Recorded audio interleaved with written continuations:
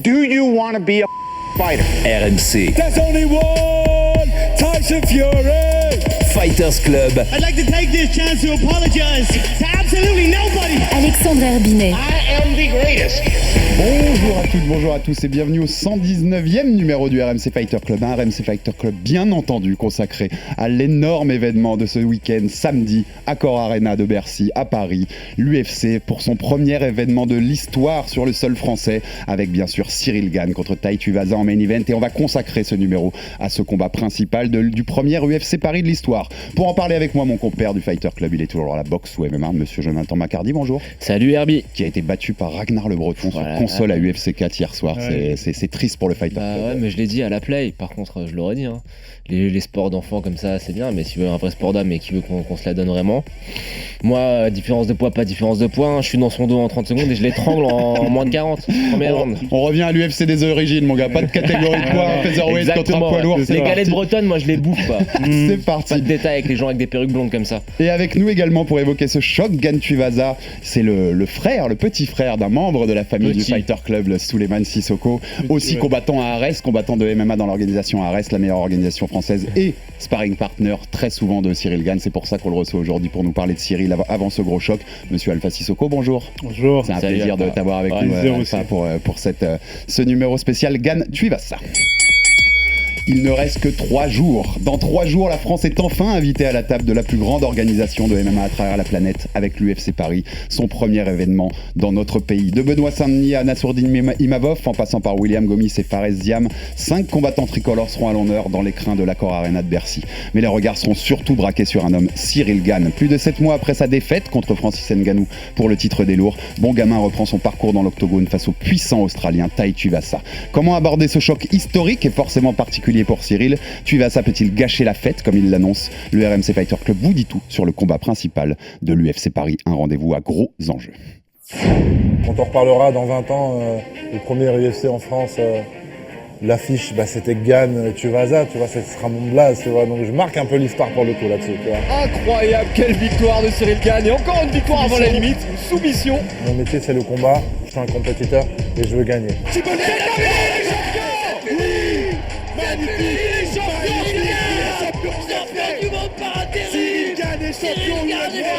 Unfortunately, this is what we do, and this is my job, and I'm not coming to lose. Big power, amazing performance by Tai Tuivasa. C'est quelqu'un de dangereux, que ce soit sur les points, et également, il ne faut pas négliger les jambes aussi. Tuivasa wobbles and sends him down. That's it. Tuivasa trying to put the finishing touches on this one. Oh man, he's trying to hang on here, but that's it. Surviving. That's gonna do Je it. veux être champion du monde, je veux être le meilleur de mon sport. J'ai envie d'être le meilleur, j'ai envie de battre tout le monde, j'ai envie d'être le plus fort. Good luck, brother. I'm coming to fuck up the party.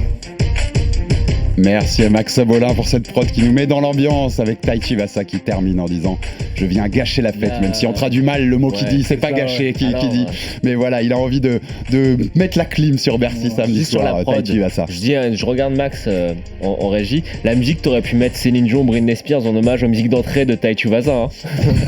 Il rentre sur des musiques quand même toutes plus, c'est Tai Tuivasa, plus curieuses les unes que les autres. Personnage attachant et captivant qu'on vous fait découvrir aussi d'ailleurs vous avez une grande interview sur le YouTube de RMC Sport si vous voulez aller la découvrir. Bon, on va se concentrer sur cet énorme choc qu'on a fait vendredi, le décryptage de toute la carte, vous pouvez aller le retrouver dans nos anciens épisodes, on revient sur tous les combats. Avec mais Fares notamment, avec Fares Ziam qui était invité avec nous, on a aussi reçu Nassourdine Imavov lundi, William Gomis mardi, voilà, on a tous les combattants français. Toi, tu dors plus la nuit en ce moment. C'est compliqué, hein, je vais bien dormir le 4 septembre, c'est clair. C'est clair et net. Mais ce qui nous intéresse, et on était obligé de faire un numéro spécial sur le choc Gane Tuivasa, le main event de ce premier UFC Paris, c'est Ciryl qui sera ad vitam aeternam sur le poster du premier événement à UFC en France, et c'est quand même quelque chose d'historique. Avant de passer à ce combat-là, on est obligé de revenir parce qu'on l'entendait, on le disait, on est 7 mois après cette défaite contre Francis Ngannou, donc Ciryl était champion intérimaire, mais il n'a pas réussi à unifier ce titre incontesté contre Francis. Alors Ciryl, il nous dit dans les interviews qu'il nous a accordées, que vous retrouvez aussi sur RMC Sport, le YouTube comme le site, que c'est une défaite qui lui laisse un goût amer, mais pas tellement, qu'il est passé très vite à autre chose, mais qu'il est quand même passé très près, donc c'est ça qui lui laisse une frustration, qui voulait sa revanche tout de suite sur le coup, mais qu'il est un peu passé à autre chose maintenant et que c'est pas l'essentiel dans sa vie, et que ça lui a aussi rappelé qu'il était encore dans le début de sa carrière, entre guillemets, et qu'il avait encore du temps devant lui pour tout ça. Alpha, toi qui le connais bien, qui connais bien Cyril, qui le côtoie quasiment jour après jour, il a digéré cette défaite, il a digéré le fait de ne pas conquérir le titre. C'était sa première défaite dans le sport de combat, Muay Thai et MMA confondus, on rappelle. Ouais, je pense qu'il a bien digéré. On le voit notamment à l'entraînement. En fait, il est resté le même. Moi, personnellement, on se côtoie très souvent et je vois pas que ça l'a affecté parce que j'étais dans le coin le jour de la défaite. Ça l'a affecté vraiment sur le coup. Comme il a dit, il en avait les larmes et voilà. Il a été très honnête là-dessus. Voilà, il a été très honnête là-dessus. Et franchement, quand je le vois, c'est pareil. Il a toujours faim, il en veut encore plus. Et on le voit tout le temps, tous les jours à l'entraînement. Et il est toujours là, assidu, comme il est d'habitude. En tout cas, sur le plan émotionnel, ça ne l'affecte plus comme c'était le jour J, le jour du combat. Et que là, il est comme il est d'habitude, quoi, le bon gamin. Joe, c'est quand même compliqué dans ces sports quand on a été une trajectoire météorite comme Cyril, quand on renversait tous les obstacles qui étaient devant nous et qu'on arrive au premier échec, entre guillemets. Parfois, c'est dur de repartir. Ça fait partie des gros enjeux de ce combat pour Cyril, de montrer que voilà, on a relancé la machine. Mais je pense que c'est extrêmement difficile dans la mesure où l'ascension a été fulgurante, où il vient de rien. On se rappelle de ses combats au TKO, on en parlait, on était super hypé avec le double 10 bras avant sur je ne sais plus quel poids lourd canadien. Ça fait à peine 4 ans, ça a été très très vite. C'est incroyable la trajectoire qu'il a eue, donc je pense que c'est difficile à gérer. Je pense qu'il y a aussi la gestion de cette notoriété qui est apparue assez rapidement aussi. C'est passé de quelqu'un que personne ne connaissait à un mec invité partout, qui lorsqu'il va à un match de basket est plus connu que les joueurs qui se foulent le parquet de la salle en question. Donc je pense que ça c'est dur à gérer. Et puis après, en revanche, si tu réfléchis à froid, c'est tout à fait normal. Tout à fait normal. Il a 4 ans d'expérience. C'est du MMA, c'est pas de la boxe. Il n'y a pas le zéro à part Habib. Voilà, la culture du zéro. C'est normal de perdre.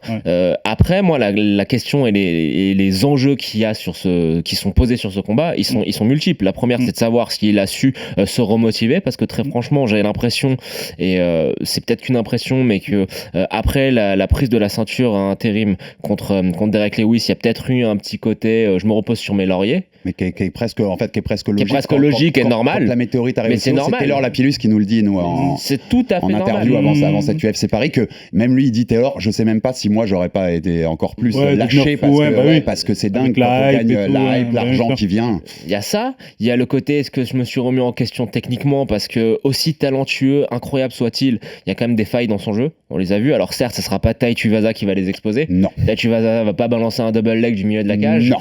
Il y aura pas des grosses crumbles non plus.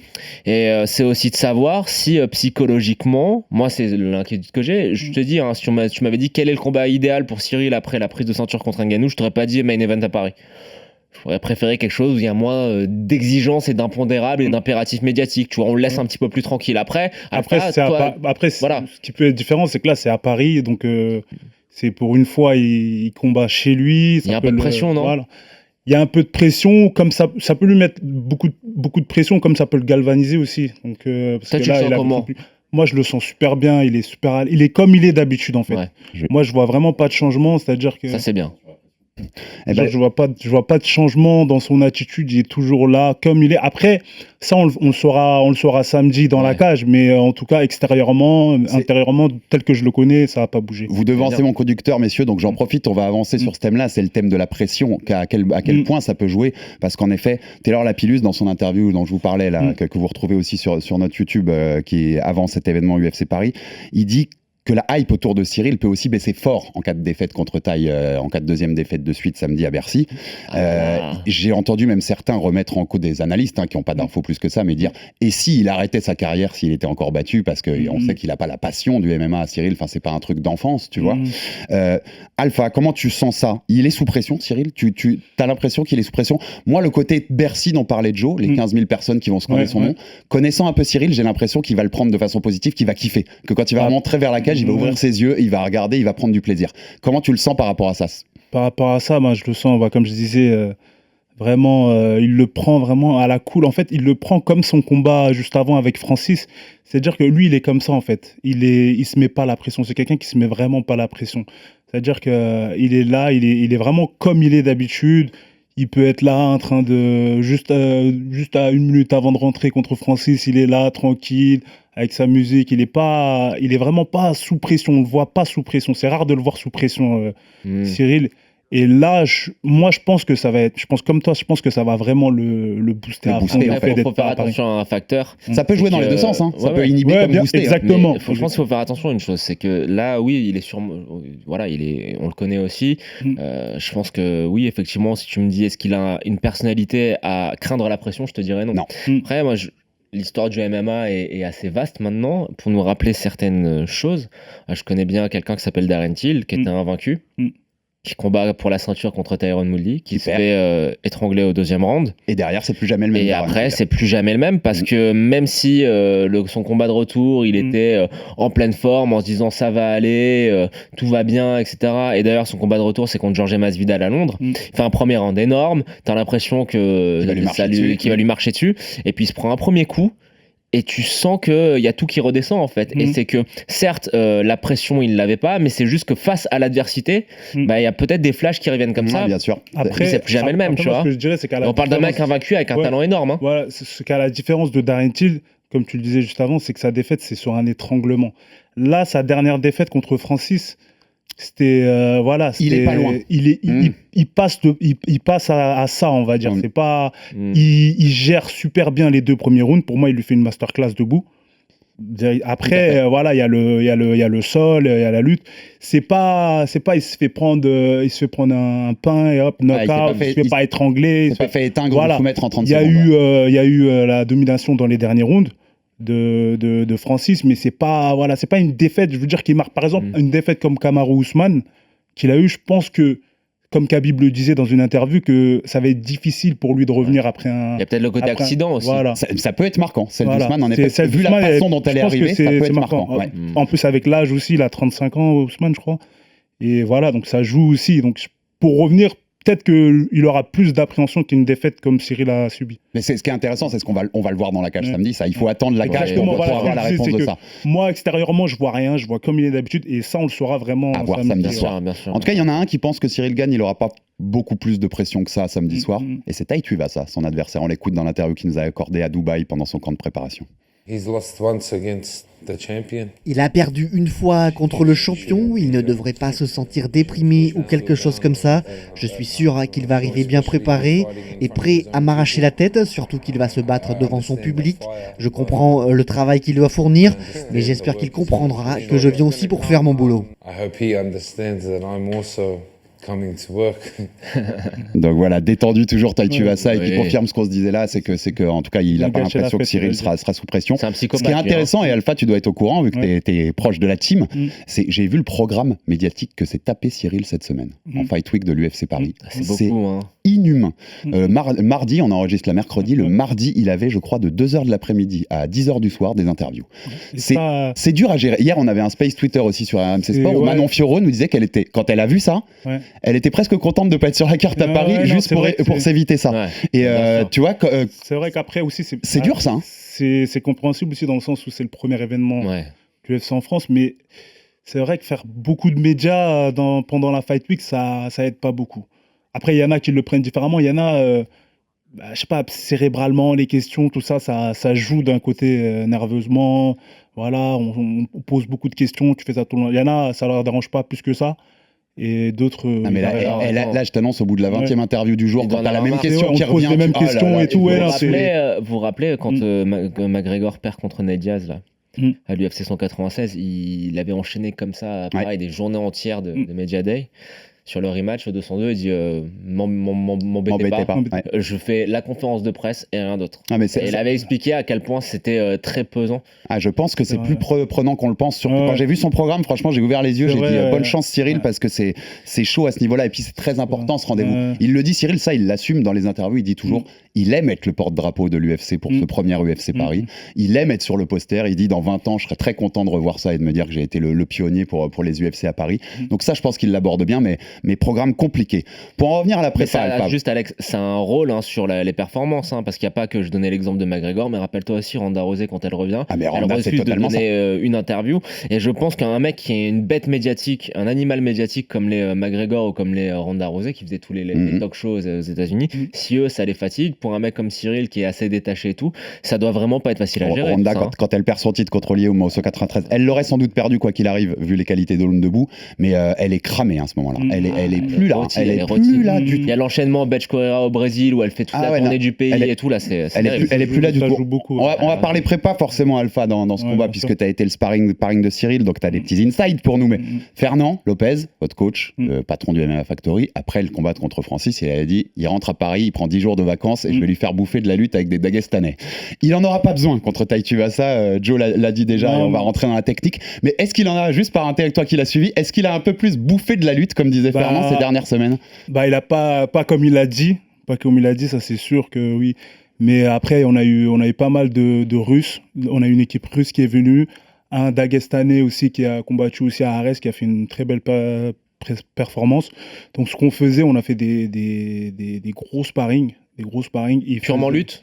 Purement lutte. Il faisait donc des rounds de 6 minutes. Ouais. Donc 3 minutes pure lutte, grappling sol avec le Dagestanais. Et derrière, moi, j'enchaînais debout, en anglaise, quoi. Ouais. Et il en a bouffé. Il en a bouffé parce que, en fait, c'est cette méthode-là, elle marche elle fonctionne, elle est opérationnelle parce qu'en fait, c'est comme si tu te battais avec 2 personnes. Bien sûr, bien sûr. C'est ouf. Et là, tu te rends compte que Cyril, il est côté cardio, il est au top.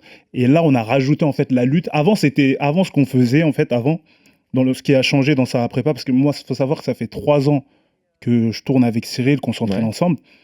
Et avant, ce qu'on faisait, c'était purement MMA, même avec 2 personnes. Mais là, c'était pur grappling, lutte. C'est le plus fatigant. Et ensuite, voilà, c'est le plus fatigant. C'est-à-dire que t'es là, t'as bouffé du sol, t'es resté au sol, voilà. Et d'un coup, tu te lèves. C'est pas le sol, c'est juste la lutte. Le sol en soi, tu peux le grappling, je peux faire 10 rounds au sol, je bluffe, je tire la garde et voilà, quoi, tu vois. Ouais, mais là, la lutte, c'est horrible. Ouais, mais horrible. Voilà. Non, mais c'est chercher à finition avec tout, quoi. Ouais. Et globalement, ton impression sur ce camp, Alpha, on sait que c'est l'UFC Paris, il y a forcément un truc un peu en plus pour Cyril, comme pour tous les combattants français. Tu l'as senti extra motivé? Tu sens un Cyril avec un petit truc en plus? Il était, déjà, faut savoir qu'il est très assidu à l'entraînement, il vient tout le temps à l'avance. C'est un bon signe. Voilà, je l'ai senti super motivé. Franchement, c'est la première fois que je le voyais s'énerver. C'est-à-dire que je voyais qu'il était au bout du 4e, 5e round, il commençait à être à bout. Parce qu'il se bat contre 2 personnes. Et je le voyais crier, mais vraiment s'acharner sur lui-même en mode il faut que je continue, il faut que je pousse, il faut que je me fasse mal. Et là, j'ai vu sur ce camp d'entraînement, il s'est vraiment fait mal. Petite question, parce que je réécoutais pour préparer l'émission la super interview que tu avais fait de lui avant les vacances. Ouais, en juin. Cyril, quand il y a eu le Media Day pour le lancement de la billetterie de l'UFC Paris, il disait que lui, son objectif, c'était d'avoir une condition physique, c'est quoi, je sais plus l'expression. De fou malade. Ouais, c'est ça. Est-ce qu'il a vraiment bossé physiquement? Tu sens une différence sur son conditionnement, son cardio? Cyril, il faut savoir que c'est quelqu'un... il est déjà énorme. Voilà, il est déjà énorme. Mais il est énorme parce qu'il sait gérer sa jauge, en fait. C'est la technique aussi. Voilà, sa jauge, lorsqu'il va arriver dans un seuil où il est au max, il va savoir la maintenir au milieu. Ouais. Et là, vraiment, je l'ai senti qu'il a forcé, qu'il a poussé sa jauge à fond. Il n'est pas resté dans une zone de confort où il se balade. Là, il a vraiment cherché à y aller, quoi. Ouais, c'est bien ce qu'il nous avait annoncé. En tout cas, on va rentrer dans le combat en lui-même. En tout cas, de voir. On va rentrer dans cette opposition de style entre la machine à KO Tai Tuivasa et le maître du striking et de la gestion de la distance, Cyril Gane. Alors Cyril, il peut dominer en mode escrime. On en a souvent parlé dans ce genre de confrontation. Il l'avait déjà fait. C'est d'aller, je touche, je sors, je fais ça pendant 5 rounds, je te rends fou et j'essaye d'éviter le Rosenstruck, c'est le meilleur exemple, et j'essaye d'éviter le KO de taille. Mais Cyril nous avait aussi dit fin juin dans l'interview que tu citais qu'il voulait le KO, qu'il voulait faire du spectacle pour le public français, qu'il voulait un peu marquer ce premier event à l'UFC Paris. Alors est-ce qu'il peut le faire? Est-ce qu'il doit le faire? On va d'abord l'entendre sur son côté. On lui a demandé s'il pouvait se mettre un peu plus en danger, si Cyril pouvait être un peu plus agressif dans son approche du combat pour aller chercher ce KO. On écoute Cyril Gane. La vérité, c'est quelque chose que j'ai déjà. Je m'en fous de quand je serai vieux, d'avoir des séquelles, tu vois, des bails comme ça. En Muay Thai, j'étais en marche avant. Ça me fait pas peur d'aller de l'avant, tu vois. Mais il y a toujours ce côté, pourquoi prendre des risques? C'est toujours ça, pourquoi prendre des risques? Je peux toucher, ne pas être touché. Pourquoi je vais prendre des risques? Si je reste dedans dans la boîte, il y a 50% de chance que c'est lui qui me touche, et pas moi. Je suis à l'extérieur, je joue mon game, il y a 90-10. Joe, il doit être plus agressif là pour aller chercher ce KO dont il a envie, puisqu'il nous a dit qu'il en avait envie. Il doit y avoir cette volonté-là chez Cyril Gane samedi soir. Non, mais il a aucune obligation de mettre Tuivasa KO. Non, je dis qu'il en a envie. Mais s'il en a envie, je pense qu'il peut très bien le mettre KO sans prendre de risque aussi. Par rapport à ce que Alpha nous dit et ce que Cyril nous avait annoncé, il va avoir un gros enjeu sur le combat, c'est la condition physique. Tuivasa, c'est Samir qui nous disait ça la semaine dernière, c'est pas un marathonien, c'est pas un triathlète. Cyril a un cardio, il peut l'avoir à l'usure aussi. Mais après, il reste très explosif, Tuivasa. Oui. Il endort et mais boum, il peut. Voilà. C'est pas un combattant dans 5 rounds. Oui, c'est pas un mec, je le vois pas tenir 5 rounds. Cyril peut très bien gérer 3 rounds et le terminer au 4e ou au 5e. Derek Lewis, contre Derek Lewis, il a pris son temps avant de sentir que la bête était blessée et de terminer. Donc il n'a pas forcément besoin, je le vois pas forcément obligé de prendre tant de risques que ça. Et sur une chose, quand il dit au clinch dans la boîte, c'est 50-50. Moi, écoute, par rapport, non, je dirais que Cyril quand même joue la fausse modestie parce que quand on a le background de Muay Thai que Cyril a, qu'il a peut-être pas trop montré à l'UFC, mais qu'on a pu voir lors de ses combats de Muay Thai, j'avais vu son combat contre Bouganem, j'étais impressionné. Et c'était quelque chose de clinch. Cyril en Muay Thai, si. Au clinch, il est énorme. Donc moi, je pense qu'au clinch, il a l'avantage. Il va falloir être extra prudent, mais au clinch, techniquement, il a l'avantage. Et alors, Alpha, par rapport à ce débat qu'on a là, est-ce que toi, en sparring là à l'entraînement pendant cette prépa, tu l'as senti plus agressif? Tu l'as senti aller chercher le coup dur un peu plus? Tu t'es pris des coups de genoux ou quoi au clinch? Non, pas de coups de genoux, mais franchement, on est allé et là, il acceptait plus le corps à corps, il acceptait plus le clinch et il acceptait plus de rentrer, mettre le casque et d'y aller. Là, il acceptait vraiment. Là, je l'ai vu plus accepter, être moins sur le pam-pam, se balader. Voilà. Ce côté danseur de Vincennes qui était un de ses surnoms. Là, il acceptait plus la bagarre, on va dire. Mais c'était un surnom pour sa qualité de déplacement qui est reconnue et qui est sans doute unique chez les lourds. Je suis obligé de demander s'il a resté entraîné avec lui. Il a appris à faire une clé de talon ou pas? Je réponds même pas. Ne réponds pas à ces provocations gratuites de l'homme Jonathan Macardy, merci bien. En tout cas, Tai Tuivasa en face, il nous a dit qu'il venait gâcher la fête. Je continue ma traduction un peu gentille, on est à la radio quand même les gars. Mais par contre, il promet la grosse bagarre à Cyril. On écoute Tai Tuivasa. Ça va être un combat serré. Cyril Gane est un très grand athlète, c'est un très bon combattant. Je suis un fan de Cyril, j'aime beaucoup son style de combat, mais je vais lui apporter une chose que je n'ai pas encore vue, un véritable combat. Je suis un combattant, je ne suis pas un marqueur de points, je ne suis pas technique, je suis un combattant. Parfois, quand tu es dans le combat, tu es dans le combat. Alors, il a répété assez qu'il était un combattant pour qu'on le comprenne, je crois, Tai Tuivasa. Alpha, Cyril, il doit à tout prix éviter d'aller à la guerre contre Tai Tuivasa? Moi, je dis pas forcément, parce que Cyril a ses armes aussi au clinch. Et franchement, pas forcément. Je pense que ça peut se finir... Ça peut finir même vraiment au clinch et à un avantage à Cyril. Après, Tuivasa, il est très dangereux dans le sens où il est super explosif. On le voit comme ça, il est très explosif.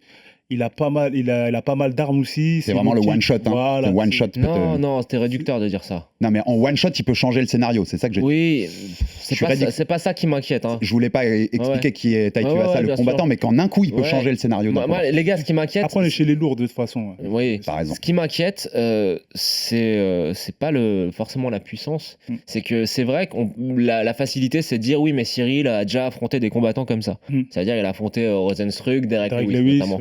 Mais c'est pas du tout le même style. C'est-à-dire que Derek Lewis, rappelez-vous, il est capable de rester un round à regarder son adversaire dans le blanc des yeux et à attendre et à balancer un contre. Tuivasa, c'est quelqu'un qui avance, qui met de la pression et qui essaye justement d'avoir le contrôle de la cage, de la distance de la cage. Tu vois, c'est lui qui est de par son footwork, qui cale ses adversaires contre les grillages.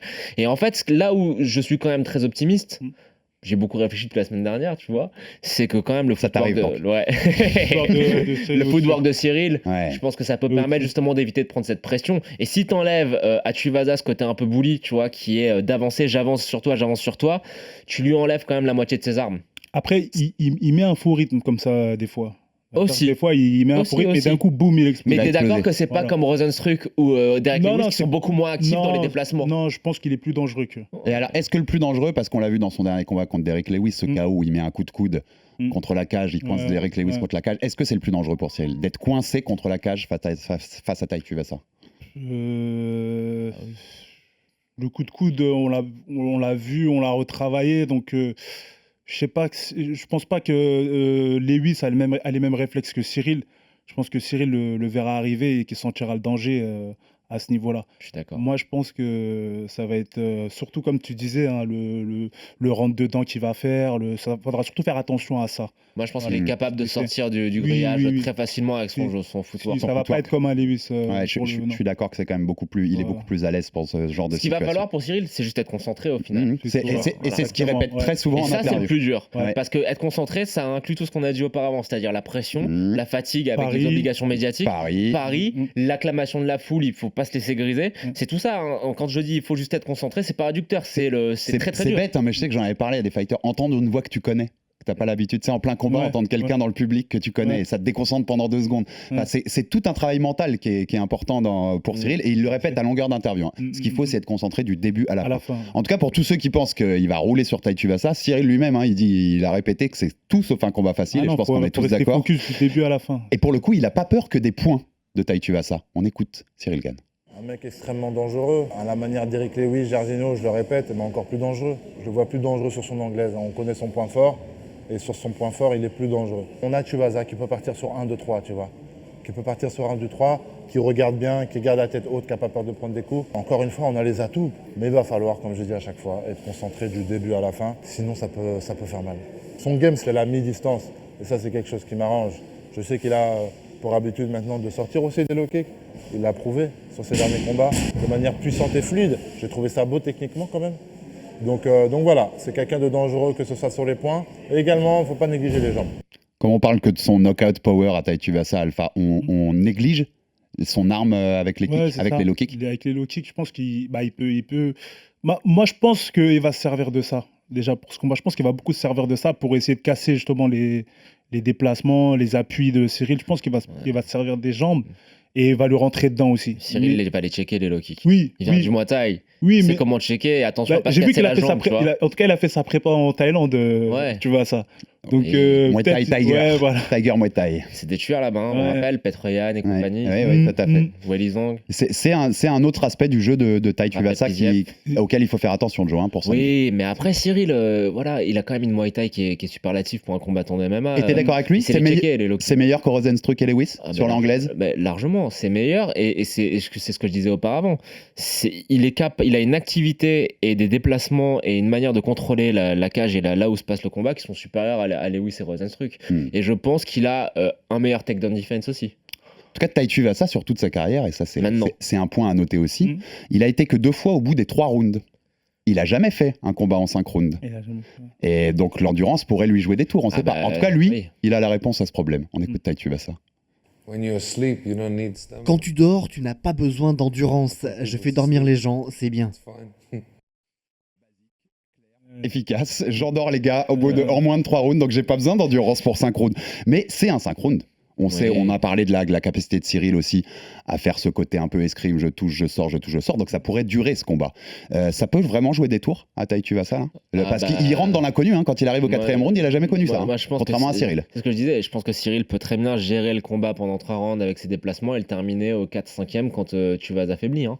Après, pour moi, ça serait le scénario idéal, c'est-à-dire une masterclass peut-être un petit peu pénible pour le novice, pour l'œil du novice, mais au 4e round, il met tout le monde d'accord et il le termine comme il a fait avec Derek Lewis. Alpha, toi qui es combattant, qui peut nous dire là-dessus, parce que vous faites, Tai Tuivasa, il en a fait les 5 rounds à l'entraînement, il a même fait plus que ça, on sait les séances de sparring où t'enchaînes des rounds, mais qu'est-ce que ça change quand on le découvre la première fois en combat? Est-ce qu'on peut vraiment être surpris, quoi? Parce qu'on n'a plus le cardio, quoi. En fait, quand on est dans le combat, c'est-à-dire que on calcule pas le temps, des fois on calcule pas le nombre de rounds, tout dépend du déroulé du combat en fait, comment ça se passe. Si on voit qu'on a l'ascendant psychologique, si on va on va pas calculer la fatigue, tout dépend du déroulé. Si on voit qu'on l'a touché et que qui commence à faiblir, hop, on peut avoir un regain. C'est la barre d'énergie qui revient, c'est le second souffle de Hulk Hogan à l'époque dans le catch. Par rapport au sparring, oui, tu dis il a fait des sparring, mais si tu me diras si tu es d'accord avec ça. Enfin, mais quand tu compares un sparring à un vrai combat, si le combat est facile face à son adversaire, c'est plus facile qu'un sparring. Alors que si le combat n'est pas facile, c'est bateau ce que je veux dire, mais t'as l'impression que la même durée, elle est 3 fois plus importante. Exactement. Donc ça dépend vraiment du scénario au final. Si, exactement. Parce que un sparring... Tu viens de dire que quand c'est plus facile, c'est plus facile, et quand c'est plus dur, c'est plus dur. Non, ce que j'allais dire pour que tu comprennes, pour me faire comprendre, excuse-moi, c'est qu'en fait, il y a quand même une différence, c'est qu'en sparring, tu peux jamais reproduire le combat. Tu peux la reproduire sur la durée, mais l'intensité que tu mets dans un vrai combat fait que c'est pas la même jauge d'énergie. Tu peux être très bien conditionné pour 25 minutes de sparring, mais l'intensité étant tellement plus importante dans un vrai combat que ça veut. Tu peux pas te préparer en fait. Tu peux pas te préparer. Tu peux faire le boulot à la salle, au conditionnement, etc. Mais ça dépend vraiment du scénario. Un petit point sur les enjeux de ce combat aussi, parce qu'ils sont importants. C'est le numéro 1 du classement des challengers, Cyril, contre le numéro 3, Tai Tuivasa. On sait que dans la catégorie des lourds, c'est un peu le bordel en ce moment. Enfin, on attend le retour de Francis Ngannou, qui est champion mais qui est blessé, qui est en dispute contractuelle avec l'UFC. On ne sait pas s'il va revenir. John Jones, Stipe Miocic, tout le monde l'annonce pour un titre intérimaire. Ça devait être en décembre. Moi, j'ai rien vu d'annoncé. Il n'y a rien d'officiel. Et plus on va s'en rapprocher, plus il faudra que ça soit annoncé à un moment quand même. Donc, on ne sait pas trop ce qui va se passer. Et cette nuit, Dana White Dana White Contender Series, donc l'émission où il cherche de nouveaux prospects, de nouvelles signatures pour l'UFC. Il fallait le regarder celui-là. Tout à fait. Très très bien. En conférence de presse, on lui demande est-ce que le vainqueur du combat, Gane Tuivasa de ce samedi à Paris, aura le title shot? Sa réponse, c'est de toute façon, le vainqueur, il est right there. Il est dans les discussions. Oui, ça veut dire non. Il dit on a du mal à voir tout ça, et il dit clairement, par contre, si Tai l'emporte, is the next in line. Il est le prochain challenger. Et après, il dit pas ça sur Cyril. Sur Cyril, il dit et Cyril, souvenez-vous, il n'est pas passé loin contre Francis. Sous-entendu, on pourrait lui redonner sa chance aussi à un moment. Mais il a l'air d'être plus vers on le donnera à Tai s'il gagne, à Tai Tuivasa, et avec Cyril, on verra ce qui se passe, entre guillemets. Il faut être lucide. Hein. Le gagnant, il doit avoir un title shot? Alpha, je te donne la parole après, Joe. Pour moi, oui. Pour moi, oui, forcément. Même si c'est Gane Ngannou 2? À part s'il y a Jones Miocic qui est confirmé. Mais s'il n'y a pas de Jones Miocic, c'est direct title shot pour le gagnant. Joe? Moi, je pense que malheureusement, Cyril, il a besoin d'un KO et d'un KO spectaculaire.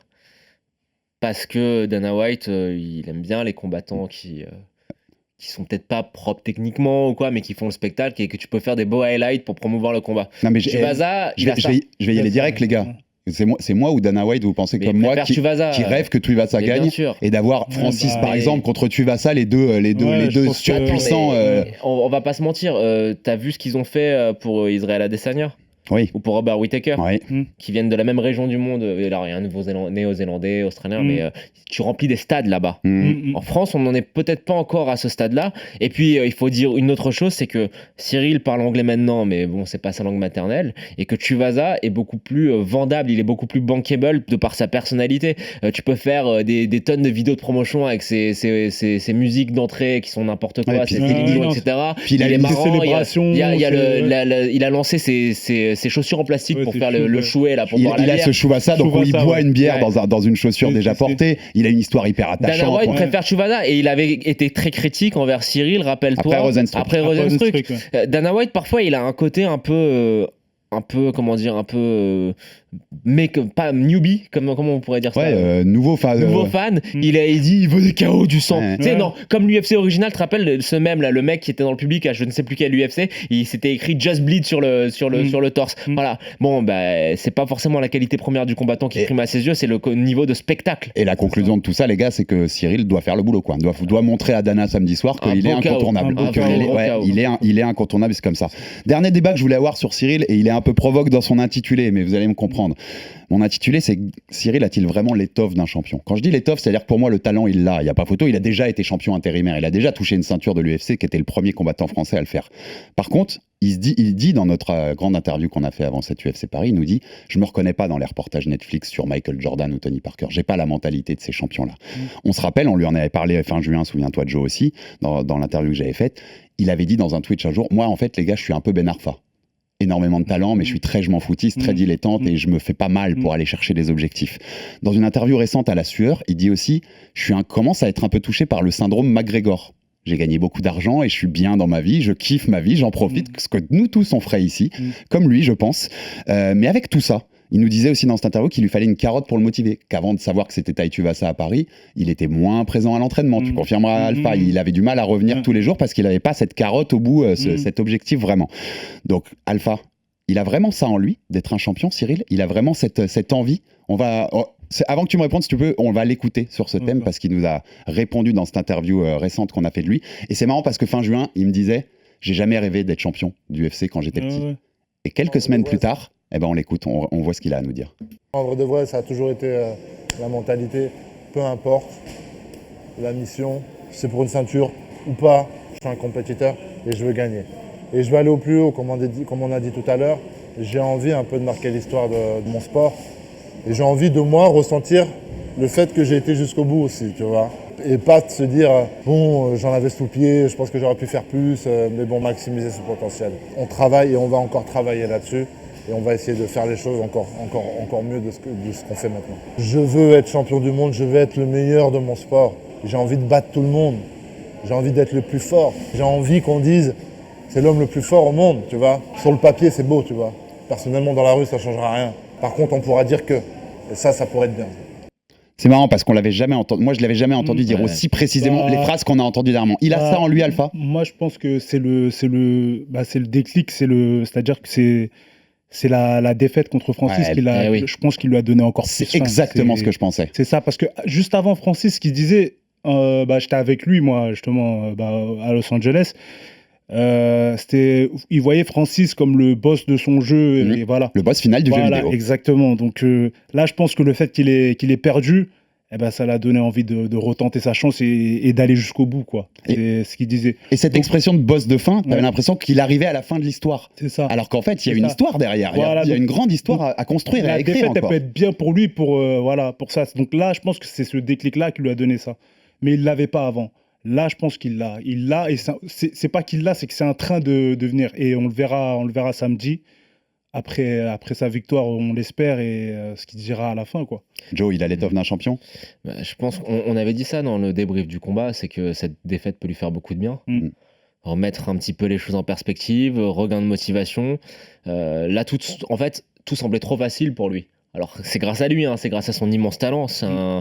Je pense qu'on suit le MMA depuis quasiment 20 ans, Alex et moi, on n'a jamais vu quasiment un mec aussi talentueux débarquer de nulle part comme ça n'existe pas. Aussi météorite, surtout dans cette catégorie-là.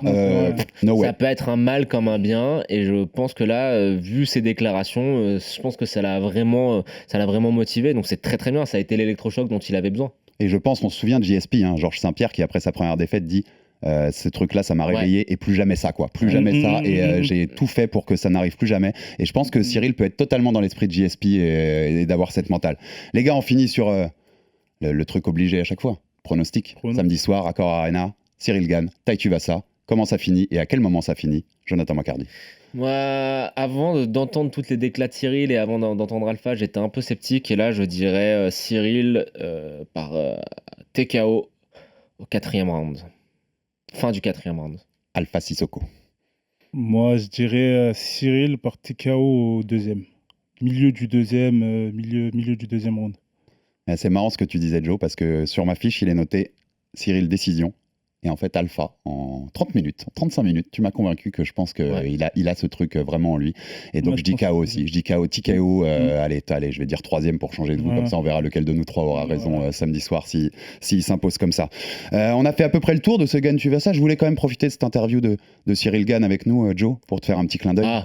Un petit clin d'œil. On se souvient de ton échange début juin avec Fernand Lopez, le coach de Cyril Gane, sur la fameuse clé de talon et le coach d'Alpha aussi, sur la fameuse clé de talon contre Francis Ngannou. Et Fernand avait eu du mal avec le fait que tu critiques l'aspect technique de la clé de talon à ce moment-là, même s'il y a des explications. On sait, il était fatigué, c'était le 5e round, tout ça. En tout cas, Cyril, quand on l'écoute, finalement, il est assez d'accord avec toi, Jonathan Macardy. On écoute Cyril Gane. On était à la moitié des 5e round, donc on était déjà à plus de 20 minutes de bagarre. C'était un combat assez éprouvant, je dois l'avouer. Et il a manqué de la finesse, il a manqué de la lucidité pour pouvoir placer cette clé de talon. C'est tout ce que tu disais finalement, Joe. C'est juste qu'il manquait un peu de finesse et de lucidité parce qu'on était au 5e round, parce qu'il y a la fatigue. C'est exactement ce que j'ai dit. C'est que techniquement, c'était pas ça. Il n'y avait pas la ligne de genou, il n'y avait pas le bassin qui était engagé sur le genou, etc. Mais ça me permet de dire une chose, c'est que moi j'ai hâte que Fernand revienne. J'espère qu'il reviendra parce qu'on a eu des bons échanges. Il est toujours le meilleur. Mais je lui dirai quand il reviendra, et je lui dirai si je le croise. Mais avec la médiatisation du MMA. En France, il y a le premier UFC à Paris, c'est en train de monter, tu vois, la sauce médiatique, elle est énorme. Alpha nous disait que les femmes se jetaient sous les roues de sa voiture maintenant qu'il arrête, etc. Non, c'est pas vrai. Non, ça, c'est sous celle de Soulé, ça, c'est sous celle du frère. Non plus, le médaillé olympique, tout ça, la classe. Non, mais ce que je veux dire par là, c'est qu'avec cette attention médiatique, il faut aussi élever le niveau du contenu qu'on donne au public, éduquer les gens, et c'est pas en racontant des âneries et des saucisses pour dire j'ai raison et j'ai jamais tort que les gens vont progresser sur ce domaine-là. Et je sais que Fernand, pour en avoir parlé avec lui, est d'accord avec nous, c'est que c'est aussi la conséquence de devenir un sport mainstream, de devenir un sport populaire, c'est qu'il va y avoir des critiques, il va y avoir des émissions comme la nôtre, et il va falloir que le débat vive dans le MMA, parce que c'est le but. Ce que je veux dire par là, c'est que c'est important de le faire et de pas raconter des sottises pour essayer d'avoir raison sur un débat à l'instant T. Quand il nous disait dans l'interview, par exemple, que la meilleure opportunité que les talents, c'était de se prendre un scissor sweep, j'ai envie de dire, c'est comme si un entraîneur de foot nous disait la meilleure opportunité de gagner un match, c'est de commencer avec un but en ayant pris un but. Sors de ce corps là. Non mais bien sûr, non mais voilà, ça je trouve ça bien et voilà, je trouve ça bien de le dire. C'est important qu'il y ait avoir beaucoup de nouveaux fans qui vont sûrement nous découvrir les autres podcasts, qui vont découvrir l'UFC, et je pense que c'est important que quand ça va pas, on le dise avec bienveillance, surtout quand c'est des gens qu'on adore comme Cyril, parce que même si on chante, moi Cyril je l'adore. Je me rappelle que les premières émissions du Fighter Club, c'était notre premier invité. C'est la 3e émission, c'est le premier invité. Et moi je le suis, j'avais regardé au Canada, je m'étais levé nu pour le voir combattre au Canada, on l'adore. Mais c'est important aussi qu'on garde un œil critique. Et on n'a qu'une envie, et on n'a qu'une envie, c'est qu'il soulève la ceinture un jour. Mais on n'a qu'une envie, on a envie de ça, que Manon la prenne, que Taylor fasse une grosse carrière. Tu veux que l'histoire s'appelle, alors je sais que c'est compliqué vu le fight qu'on a et l'adversaire. Tu finis en clé de talon à Bercy samedi. Pourquoi c'est compliqué? Ça va plus se passer debout, donc c'est plus compliqué, mais ça peut arriver. Alors, moi, je te donne le scénario, parce que... Elle est très belle l'histoire quand même, les gars. Ça serait magnifique, et ça prouvera que c'est la meilleure opportunité de clé de talon, c'est pas de se faire renverser comme une ceinture blanche. C'est Cyril met TKO Tai Tuivasa, il va au sol, il le suit en ground and pound, et il se jette sur la jambe en arrière, en contrôlant bien la ligne de genou. Mais knockdown, pas TKO. Knockdown, il va pour le finir en ground and pound, et puis il voit la jambe qui traîne, il se jette, il contrôle la ligne de genou, inside il look, et c'est terminé. L'histoire serait très belle. Merci messieurs, merci Alpha Sissoko pour ton temps, ta disponibilité, nous avoir parlé de Cyril. Cette famille, il est bon il est beau, c'est les Sissoko, ça. On ne change pas une famille qui gagne, mon gars.